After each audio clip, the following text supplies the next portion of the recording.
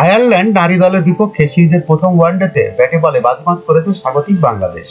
বাংলাদেশের নারী ওয়ানডে ইতিহাসে সর্বোচ্চ রানের ব্যবধানে জয়ের রেকর্ড গড়েছে নিগার সুলতানা জ্যোতিরা। শেষ দুই ওয়ানডের জন্য দলে যুক্ত হলেন wicket keeper batter Dilara Akter. আজ বৃহস্পতিবার এক বিবৃতিতে বিষয়টি নিশ্চিত করেছে বাংলাদেশ ক্রিকেট বোর্ড বিসিবি। নতুন যুক্ত হওয়া দিলারা সর্বশেষ টি-20 বিশ্বকাপে বাংলাদেশের জার্সিতে খেলেছিলেন। জাতীয় দলের হয়ে দুটি ওয়ানডে খেলেছে দিলারা। এক ইনিংসে ব্যাট করে মোট 8 রান করেছিল তিনি। নতুন করে 50 ওভারে ক্রিকেট নিজেকে প্রমাণের সুযোগ পেলেন টাইপ্রেস এই batter. Bangladesh one day squad: Nigar Sultana Jyoti অধিনায়ক, নাহিদা আক্তার সহ অধিনায়ক, মুর্শিদা খাতুন, ফারজানা হক, শারমিন আক্তার সুক্তা, শোভাহানা মোস্তারি, স্বর্ণা আক্তার, ঋতুমণি, রাবেয়া খান, হাইমা খাতুন, মারুফা আক্তার, জাহানার আলম, সুলতানা খাতুন, তাজনেহার, সানজিদা আক্তার মেঘলা, দিলারা আক্তার।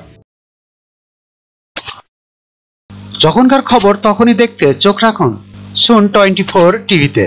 চ্যানেলটি সাবস্ক্রাইব করুন।